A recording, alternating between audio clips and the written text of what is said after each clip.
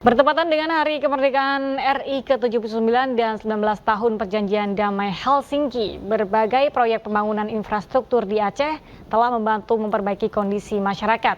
Namun Komisi Kebenaran dan Rekonsiliasi mencatat ada beberapa tantangan.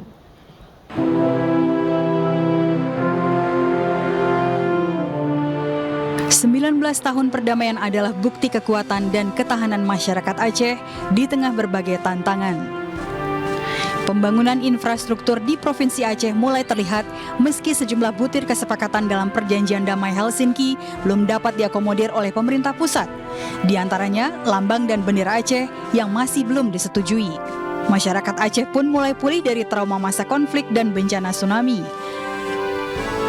Ketua Komisi Kebenaran dan Rekonsiliasi Aceh, Mastur Yahya, menilai 19 tahun Damai Aceh menjadi catatan bagi pemerintah pusat untuk segera memenuhi hak-hak korban agar tidak terjadi ketimpangan sosial.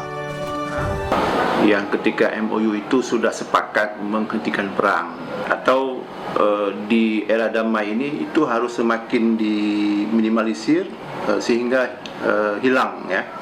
Sehingga masyarakat Aceh bisa kembali dalam sebuah kohesi sosial yang harmoni seperti dulu sebelum konflik. Di era damai ini pembangunan yang kita lihat tentu bukan di kota ya. Kalau di kota Banda Aceh, di pusat ibu kota di kabupaten tentu akan berbeda dengan di kampung-kampung. Di kampung kita masih melihat ada jembatan yang tidak layak dilalui oleh kendaraan. Baik itu jembatan yang aksesnya ke sekolah, ke situs sejarah, ataupun ke rumah ibadah. Ada jalan yang masih tidak layak dilalui oleh masyarakat, walaupun hanya dengan kendaraan roda 2. Terkait pemerintah yang akan berganti, pemimpin baru Indonesia kelak diharapkan tidak meninggalkan Aceh, serta mengajak pemimpin daerah dan rakyat Aceh untuk berkolaborasi.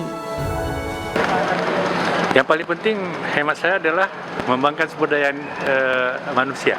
Kenapa? Kita harus meningkatkan kualitas pendidikan. Jadi ini adalah peluang sebenarnya. Bagaimana kualitas pendidikan kita bermutu, kemudian capacity building masyarakat itu sendiri. Jadi dalam semua elemen. Dan terakhir, yang paling tidak kalah pentingnya adalah bagaimana melestarikan budaya dan identitas keacehan. Perjanjian Damai Aceh ditandatangani pimpinan Gerakan Aceh Merdeka dan pemerintah Indonesia di kota Helsinki, Finlandia pada 15 Agustus 2005.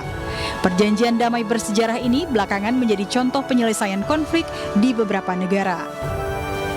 Dari kota Banda Aceh, Taufan Mustafa, iNews melaporkan.